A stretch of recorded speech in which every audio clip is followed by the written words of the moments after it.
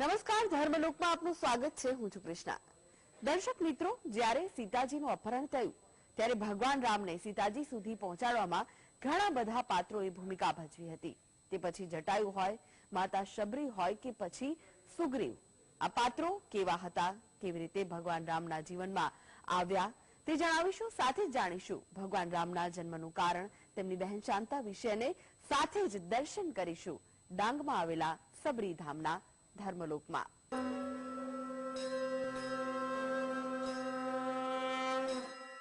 ભારતનો ઇતિહાસ ઉજ્જવળ કરનાર કેટલીક રત્ન સમાન સ્ત્રીઓમાં જેની ગણના કરી શકાય તેવી એક સ્ત્રી એટલે શબરી. શબરીનું અસલી નામ શમણા હતું. કેમ શબરી ભગવાન રામની રાહ જોતા હતા, તો સુગ્રીવ અને જટાયુ કોણ હતા, તેમને કેવી રીતે મદદ કરી ભગવાન રામને માતા સીતાની શોધમાં, તે તમામ વાતો જાણીએ. સીતા હરણ પ્રસંગે રાવણ સાથે ઝઝુમનાર રામાયણનું એક પાત્ર એટલે જટાયુ. જટાયુ દશરથ રાજાના મિત્ર હતા. અનેક રાજા હતા. રાવણે સીતાનું હરણ કર્યું ત્યારે રાવણ પાસેથી સીતાને છોડાવવા જટાયુએ રાવણ સાથે યુદ્ધ કર્યું. જટાયુએ પોતાના તીક્ષ્ણ નખ અને ચાંચ દ્વારા રાવણને ઘાયલ કર્યો. રાવણના બધા બાણ પોતાની પાંખથી જટાયુએ ઉડાવી દીધા. અંતે રાવણે જટાયુની પાંખો કાપી તેમને મૃતપ્રાય કરી નાખ્યા અને તે સીતાને લઈ ગયો. સીતાહરણના સમાચાર જટાયુએ રામને આપ્યા અને સીતાહરણના સમયને લક્ષ્યમાં રાખીને આગાહી કરી કે સીતાની પુનઃ પ્રાપ્તિ અવશ્ય થશે. રામાયણમાં શબરીના પાત્રને પણ વિશેષ ન્યાય અપાયો છે. શબરી એટલે પ્રતીક્ષાની સરવાણી. શબરીના પિતા ભીલોના મુખી હતા. તેનું નામ અજ હતું. શબરીનું અસલી નામ શમણા હતું. શબરી બાળપણથી જ કંઈક અલગ હતા. તેઓ પશુ પંખીઓ સાથે અવલૌકિક વાર્તાલાપ કરતા. વનવાસ વેળા ભગવાન રામની મુલાકાત થઈ ત્યારે શબરીએ બોર ધરાવીને તેમનું સ્વાગત કર્યું હતું. ભગવાનને ખાટા બોર ન ખાવા પડે તેથી તેમણે ચાખી ચાખીને ભગવાનને માત્ર મીઠા બોર ખવડાવ્યા હતા. રામે તેના સદવ્યવહાર અને નિષ્ઠા જોઈને તેમને પરમધામ જવાનું વરદાન આપ્યું હતું. આજે પણ રામ પ્રત્યે અનન્ય ભક્તિ ભાવ ધરાવતી શબરીને યાદ કરવામાં આવે છે. રામાયણનું એક અનોખું પાત્ર એટલે સુગ્રીવ. સુગ્રીવ કિષ્કિંધાનો એક વાનર અને રાજા વાલીનો નાનો ભાઈ. વાલીએ સુગ્રીવની પત્નીને પોતાની પાસે પોતાની પત્ની રૂપે રાખી લીધી અને ભાતૃદ્રોહનો આરોપ લગાવી સુગ્રીવને પદભ્રષ્ટ કરી તેને રાજ્યમાંથી હાંકી કાઢ્યો. સમય જતા રામ લક્ષ્મણને ઋષિમુખ પર્વત પર સીતાની શોધ કરતા કરતા સુગ્રીવનો ભેટો થયો. ભગવાન રામની સહાયતાથી વાલીનો વધ થતા સુગ્રીવને કિષ્કિંધાનું રાજપદ પુનઃ પ્રાપ્ત થયું. ભગવાન રામને આ સહાયતાના બદલામાં સુગ્રીવે સીતાજીની શોધમાં છેક રામ રાવણ યુદ્ધ સુધી સાથે રહીને મૈત્રી નિભાવી. હનુમાનની સેવા ભગવાન રામને સુગ્રીવની અનુમતિથી પ્રાપ્ત થઈ હતી. Dharmalok desk, GSTV. તો દર્શક મિત્રો, હવે જાણીએ જાણીતા જ્યોતિષાચાર્ય ચેતનભાઈ પાસેથી રામાયણની કેટલીક ન સાંભળેલી કથાઓ, જે ઘણી રસપ્રદ અને માહિતીસભર છે.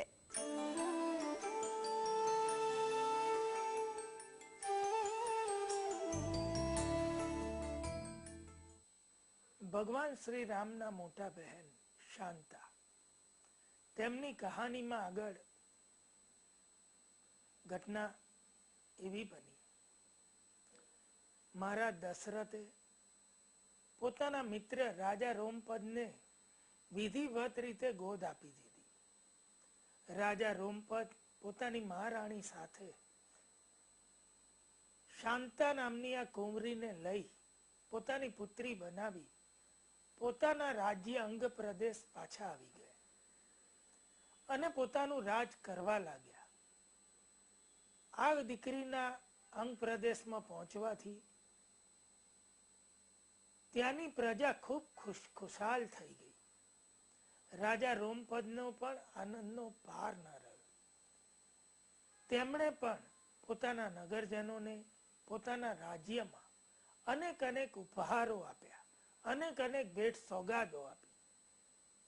એવું કહેવાય કે અંગ પ્રદેશ આનંદથી ઝૂમી ઉઠ્યું હતું. દેવી શાંતાના રહેવાથી અંગ પ્રદેશમાં ખુશાલી આવી ગઈ અને ધીમે ધીમે સુખ અને સમૃદ્ધિ ખૂબ જ વધવા લાગી. અંગ પ્રદેશ ખૂબ વિશાળ રાજ્ય બની ગયું અને ખૂબ વિકાસ પણ કર્યો. એવું બન્યું કે અઢળક સંપત્તિના મોહમાં, અઢળક સંપત્તિની માયામાં સમય આગળ જતા આ કુંવરી યુવાન પણ બની, પરંતુ રાજા રોમપદ થોડા એવું કહેવાય કે અભિમાન વશ એવા એક મોહમાં આવી ગયા કે એક વખતે તેમના હાથે એવું કહેવાય કે સુખ, સમૃદ્ધિ અને વૈભવના મધમાં એક ઇન્દ્ર ભક્ત બ્રાહ્મણનું તેમના હાથે અપમાન થઈ ગયું. આ અપમાન એટલું ક્રૂર હતું કે તે જોવાથી ઇન્દ્ર દેવતા નારાજ થઈ ગયા અને ઇન્દ્ર દેવતાએ આના દંડ સ્વરૂપે રાજા રોમપદના રાજ્ય અંગ પ્રદેશમાં વર્ષા કરવાનું બંધ કરી દીધું. વર્ષા ન આવી. 1 વર્ષ વીત્યું, 2 વર્ષ વીત્યા, 3 વર્ષ વીત્યા અને દુષ્કાળ પડી ગયો. પ્રજા ત્રાહી મામ પુકારી ગઈ. એવું કહેવાય કે અનાજના નામે કંઈ પણ ધાન્ય પાક્યું જ નહીં. પૈસાને લોકો મોહતાજ બની ગયા. રાજાની સમૃદ્ધિ પ્રજાનું હિત કરવામાં ખર્ચાતી ગઈ અને હવે રાજાના ભંડારો પણ ખાલી થવા લાગ્યા. રાજા રોમપદ ખૂબ જ ચિંતિત થઈ ગયા. તેમણે નગરના વિદ્વાનોને બોલાવ્યા, પંડિતોને બોલાવ્યા, પોતાના ધર્મગુરુઓને બોલાવ્યા અને આમાંથી માર્ગ કાઢવાનું કહ્યું કે આમાંથી રસ્તો કેવી રીતે કરવો. ત્યારે અનેક પંડિતોએ અનેક યજ્ઞો કરાવ્યા, અનેક પ્રકારના મંત્ર જાપ કરાવ્યા, અનેક પ્રકારની વિધિ વિધાન કરાવ્યા. છતાં પણ ઇન્દ્ર દેવતા નારાજ હતા. વર્ષા પડી જ નહીં અને એમ કરતા વર્ષો વીતતા ગયા અને દુકાળ એટલો કારમો બનતો ગયો, એવું કહેવાય કે લોકોના મૃત્યુ થવા લાગ્યા. રાજા રોમપદથી જોવાયું નહીં. ત્યારે તેમને મનમાં એવો એક વિચાર આવ્યો કે જાણે અજાણે મારાથી કોઈ મોટો અપરાધ થઈ ગયો. ત્યારે તેમણે નગરના અન્ય શ્રેષ્ઠ ચિંતકોને બોલાવ્યા અને કહ્યું કે આ શું બન્યું અને હવે શું ઉપાય કરવો જોઈએ. તો બહુ બધા ચિંતકો, બહુ બધા વિદ્વાન લોકો આવ્યા. ત્યારે તેમાંથી રાજા રોમપદને એવું માર્ગદર્શન મળ્યું કે અહીંથી આટલા કોસ દૂર જંગલમાં વિભાંડક ઋષિનો આશ્રમ છે અને વિભાંડક ઋષિ વર્ષોથી ત્યાં તપ કરે છે. તેમની પાસે અન્ય કોઈ જઈ નથી શકતું, કારણ કે તે ખૂબ ક્રોધી છે. અનેક લોકોને તેમણે બાળીને ભસ્મ કરી દીધા. આ વિભાંડક ઋષિ તેમના પુત્ર શૃંગી ઋષિ સાથે ત્યાં તપ કરે છે. શૃંગી ઋષિ એ તેમના એવા પુત્ર છે કે તેમણે સંસારમાં આજ સુધી વિભાંડક ઋષિ સિવાય કોઈને જોયા નથી. કેવળ તે ત્યાં તપ અને યજ્ઞમાં લાગેલા છે. સંસારની મોહ માયાથી તે દૂર છે. તેમણે વિભાંડક ઋષિ સિવાય કોઈ પુરુષ પણ નથી જોયો. એટલા નિર્મળ અને સ્વચ્છ છે અને એટલા પવિત્ર માનવા વાળા, એટલા પવિત્ર છે કે દેવતાઓ પણ તેમના ગુણગાન કરે છે. જો કોઈ પણ રીતે વિભાંડક ઋષિના પુત્ર શૃંગી ઋષિના ચરણો જો આપના રાજ્યમાં પડી જાય તો ઇન્દ્ર દેવતાને ખુશ થવું જ પડે, કારણ કે તેમને પણ તે અતિ પ્રિય છે.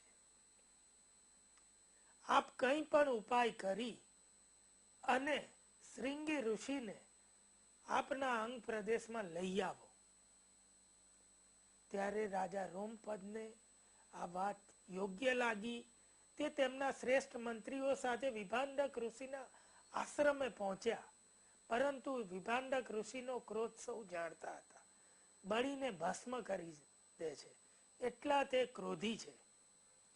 ફરી આના માટે વિચાર વિમર્શ શરૂ થયો કે કેવી રીતે લાવવા, શું કરવું અને કેમ કરી અને શ્રીંગી ઋષિના ચરણો અંગ પ્રદેશમાં પડે તેના માટે શું કરવું એ વિચાર કરી અને ફરી એવો વિચાર કરવામાં આવ્યો અને ગુરુઓ બીજા પ્રદેશોમાંથી બોલાવાના કહેણ કેવડાવ્યા અને સંદેશા મોકલી અને ચતુર લોકોને બોલાવ્યા અને ફરી એક સભાનું આયોજન કરાયું અને એક યુક્તિ વિચારવા માટે લોકોને ભેગા કરવાનું આહવાન અપાયું અને ત્યારબાદ અન્ય લોકો આવે તેની રાહ જોતા અંગ પ્રદેશના રાજા રોમપદ રાહ જોવા લાગ્યા.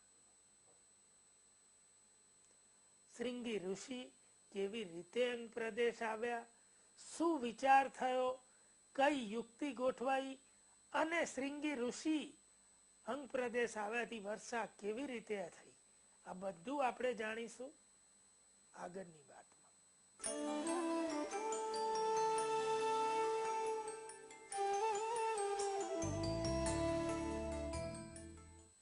અને હવે જઈએ ડાંગમાં, જ્યાં દંડાકરણ્ય વનમાં શ્રી રામ અને ભાઈ લક્ષ્મણ માતા સીતાને શોધતા પહોંચ્યા અને તેમની મુલાકાત થઈ હતી માતા શબરી સાથે.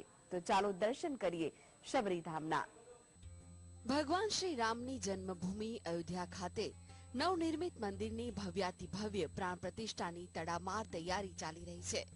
ત્યારે રામાયણ કાળ સાથે પણ ભગવાન શ્રી રામનો મહત્વનો પ્રસંગ દંડાકરણ્ય વન એવા ડાંગ જિલ્લામાં શ્રી રામ, ભ્રાતા લક્ષ્મણ ના ભીલ માતા શબરી સાથેના મિલનની ઐતિહાસિક ત્રેતા યુગના કાળમાં સીતા માતાની શોધમાં દક્ષિણ દિશામાં વન પરિભ્રમણ કરતા હાલનો ડાંગ જિલ્લાના સુબીર પાસેના સબરી ધામના ચમક ડુંગર નામક સ્થળે દર્શન આપ્યા હતા. જેમ રામાયણ ઉલ્લેખ છે કે સબરી માને માતંગ ઋષિએ પણ એક કથન વર્ષો પહેલા કર્યું હતું કે હે માં સબરી, એક દિવસ તારી ભક્તિ સફળ થશે અને એક દિવસ ભગવાન શ્રી રામ તમને શોધતો આવશે, અને આ ઘટનાનું ત્યાં મિલન થાય છે. અને શબરી માતાએ ચાખેલા બોર પ્રભુ શ્રી રામે આરોગ્ય હોવાની લોકવાયકા સાંભળવા મળે છે. મર્યાદા પુરુષોત્તમ ભગવાન રામે ડાંગની ધરા પર પાવન પગલા પાડતા શબરીધામ પ્રત્યે ભાવિક ભક્તો ખૂબ જ શ્રદ્ધા ધરાવે છે. માતા શબરી પહેલા પંપા સરોવર પાસે નિવાસ કરતા હોય ત્યાં તેની પર્ણકુટીમાં પથ્થરની થાળી, વાટકી, દીવો સહિતની ચીજવસ્તુઓ ત્યાંના રહેવાસીઓ જોવા હોવાની સાક્ષી પૂરી રહ્યા છે. કુદરતી સૌંદર્યથી ભરપૂર અને દંડકારણ્ય વન તરીકે જાણીતું આજનું ડાંગ महाभारत અને रामायण काल ऐतिहासिक महत्व धरावे छे. अभी सभी भारतवर्ष में तो राम नाम का जप चालू है. 22 तारीख को अयोध्या में बहुत बड़ा उत्सव मनाएंगे. पूरे भारत में उत्सव मना रहे हैं. अब अयोध्या हम जा नहीं पाए, लेकिन शबरी माता जी है जो राम की भक्त थी, उनके पास आए हैं. बहुत अच्छा लग रहा है. शबरी धाम खातेना चमक डूंगरનો વિકાસ થતા આજે ભગવાન પ્રભુ શ્રી રામ, ભાઈ લક્ષ્મણ અને માતા શબરીની નયનરમ્ય પ્રતિમા સાથે વિશાળ મંદિર ઊભું થયું છે. કહેવાય છે કે માતંગ ઋષિનું દેહ અવસાન થયા બાદ માતા શબરી હાલનું સબરીધામ મંદિર ચમક ડુંગર પર આવી નિવાસ કરતા હોય ત્યાં ભગવાન શ્રી રામ સાથે મિલન થયું હોવાની સ્થાનિક લોકોના પૂર્વજોએ કહ્યું હોવાની લોકવાયકા ચાલી આવે છે. ડાંગ જિલ્લામાં 98% આદિવાસી વસ્તી ધરાવતા લોકો રહે છે, જેમાં 50% જેટલા ભીલ સમાજના લોકો રહે છે. વાસોણ સ્ટેટના રાજવી ધનરાજસિંહ સૂર્યવંશી પોતાને ભીલ માતા શબરીના વંશજ અને ભગવાન શ્રી રામને પોતાના આરાધ્ય દેવ ગણાવે છે. માતા શબરીને મૂંગા પ્રાણીઓ માટે અપાર પ્રેમ હતો અને આજ પ્રેમ અને કરુણા જોઈને માતંગ ઋષિ માતા શબરીની ભગવાન શ્રી રામ અવશ્ય દર્શન આપી ધન્ય કરશે તેવા આશીર્વાદ આપ્યા હતા. આજે પણ શબરીધામ નજીક બોરવન, પંપા સરોવર અને માતંગ ઋષિનો આશ્રમ રામાયણ કાળમાં ભીલ માતા શબરી, ભગવાન શ્રી રામ અને લક્ષ્મણનું ઐતિહાસિક મિલનની ગવાહી પૂરે છે. સંવાદદાતા પાંડુ સાથે ધર્મલોક ડેસ્ક, GSTV ડાંગ. તો આગળ જોઈશું અમારી વિશેષ રજૂઆત સુખની શોધમાં. તે પહેલા લઈએ વિરામ.